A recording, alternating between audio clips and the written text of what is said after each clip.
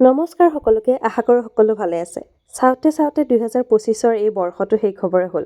25ৰ বৰ্ষটো ভাল বেয়াৰ মাজতে চলি গ'ল, বেছিকৈ বেয়া হ'ল। বাৰু সেইবোৰ নকওঁ, কাৰণ বছৰৰ শেষ যিহেতু ভালে ভালে গুচি যাওক আৰু 26টো যাতে ভাল হয় তাকে আশা কৰোঁ। আৰু যিহেতু 2025ৰ আৰু মাত্ৰ শেষ হ'বৰ বাবে 3 দিন বাকী আছে। আজি হৈছে 28 তাৰিখ। এই 28 তাৰিখৰ ভ্লগটো মই দি আছোঁ আৰু আমি গৈ আছোঁ অলপ ফুৰিবলৈ গুৱাহাটীলৈ। আৰু প্ৰথমতে আমি আজি যাম শ্বহীদ স্মাৰক ক্ষেত্ৰলৈ, যি বৰাগাঁৱত আছে। আৰু এয়া দেখিছেনে, আহি পালোৱে। ইমান ধুনীয়া লাগে ন দূৰৰ পৰা, কিবা বাহিৰৰ লণ্ডন, অষ্ট্ৰেলিয়া তেনেকুৱা ধৰণৰ বহুত আছে, দেখি তেনেকুৱাই লাগে যেন ক'ৰবাত বাহিৰতহে আহিছোঁ। এয়া দেখিছেনে, অৱশ্যে এই কাষত যে এইবোৰ কাপোৰ দিয়া আছে, এই কাপোৰবোৰ কিয় লগাইছে জানেনে? অমিত শ্বাহ আহিব অহাকালি, মানে 29 তাৰিখ, 30 তাৰিখ আহিব। সেইটোৰ কাৰণে বন্ধ কৰি থৈছে।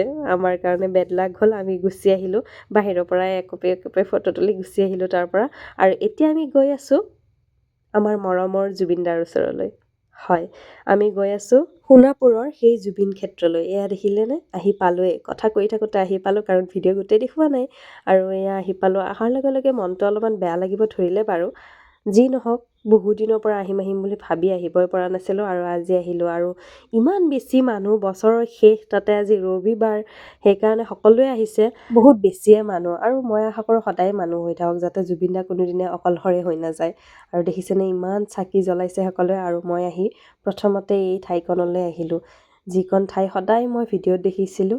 আজি আহিলোঁ, আহি মই ধুনীয়াকৈ ইয়াত গামোচা দিলোঁ আৰু সেৱা ল'লোঁ, যাতে 26 বৰ্ষটো ভাল হয় আৰু জুবিন দা যাতে ভালেই থাকে আৰু আকৌ আমাৰ মাজলৈ ঘূৰি আহে, তাৰে কামনা কৰিলোঁ। আৰু এই ঠাইখনতেই জুবিন দাক শেষবাৰৰ বাবে অনা হৈছিল। দেখিলে মনটো বহুত বেছি বেয়া লাগে, বহুতেই বেছি বেয়া লাগে। আৰু মই জানো অকল মোৰেই নহয়, সমগ্ৰ অসমবাসীৰে বেয়া লাগে। আৰু এই ঠাইখনত দেখিছেনে, ইয়াতে জুবিন দাৰ বস্তু কিছুমান থোৱা আছে, আৰু ইয়াৰ পৰা জুবিন দাই পোৱা গামোচাবোৰ ল'ব পাৰি। আৰু আমিও আমাৰ দুইজনৰে নামত 2খন গামোচা লৈ ল'লোঁ। আৰু তাতে ধুনীয়াকৈ অলপমান চালোঁ জুবিন দাৰ ফটো, আৰু চাই তাৰ পৰা আহিব ওলাওঁতে এই ফটোখন দেখা পালোঁ।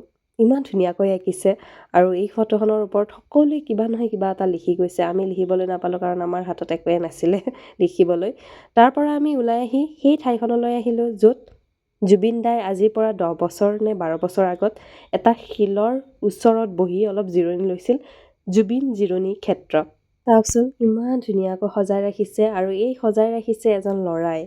আৰু এই ফুলৰ পুলি, গছৰ পুলিবোৰ এজন ল'ৰাই ধুনীয়াকৈ সকলোৰে নামত ৰুইছে। মানে মই কৈ আছোঁ, এজন ল'ৰা আছে, ভাস্কৰ জ্যোতি চাবুকধৰা, শিৱসাগৰৰ। এইজন ল'ৰা, মই ধুনীয়া সাক্ষাৎকাৰ এটা লৈছোঁ, আৰু সেই সাক্ষাৎকাৰটোৰ লিংকটো মই ইয়াতে কমেণ্ট ছেকশ্যনত দি দিম, আপোনালোকে চাব পাৰিব। এই ল'ৰাজনে এই জুবিন জিৰণি ক্ষেত্ৰখন চোৱা চিতা কৰি আছে, আৰু এই জুবিন জিৰণি ক্ষেত্ৰখনক এটা বেলেগ ৰূপ দিয়াৰ সপোন দেখি ইয়াতেই আছে, আৰু গোটেই জীৱনটো ইয়াতেই থাকিম বুলি তেওঁ কথা দিছে। আৰু মনটো বেয়া কৰি লৈ অলপ তাৰ লগত কথা পাতি আৰু ধুনীয়া ভিডিঅ' এটা বনাইছোঁ, আপোনালোকে চাব। তাৰ পৰা আমি গুচি আহিলোঁ আমি এই ৰিভাৰ ফ্ৰণ্টৰ আগৰ যিখন পাৰ্ক, হেৰিটেজ পাৰ্ক, সেইখনত আহিছোঁ। ইয়াত চাবলৈ তেনেকুৱা একো নাই, ইয়াত অলপ ফুৰিব পাৰি, বহিব পাৰি। এনে এবাৰ সোমালোঁ ইয়াতে, চালোঁ কেনেকুৱা লাগে।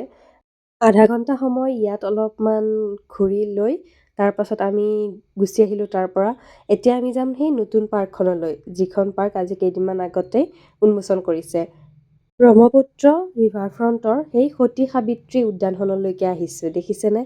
আৰু কি ক'ম, ইমান বেছি মানুহ, কি ক'ম আৰু, মানে ভবাই নাছিলোঁ যে ইমান বেছি মানুহ হ'ব। আচলতে আমাৰ যিহেতু 2025 বৰ্ষৰ আজি শেষৰটো ৰবিবাৰ, সেইবাবে সকলোৱে আহিছে, সেইকাৰণে ইমান বেছি ভিৰ হৈছে। তথাপিও আমিও অলপ ঘূৰিলোঁ বাৰু।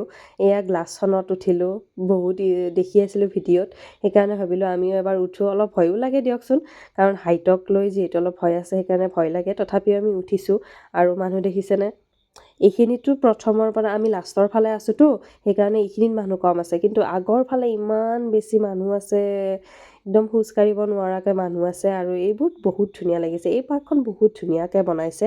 যা নহওক, তাৰ পৰা আমি গুচি আহিলোঁ, কাৰণ বহুত বেছি মানুহ। অলপ সময় কিন্তু ঘূৰিছোঁ, তাতে আমি প্ৰায় 40-45 মিনিট ঘূৰিলোঁ, ঘূৰি গোটেইখিনি চাই আহিলোঁ। কেতিয়াবা আকৌ সময় লৈ আহিম।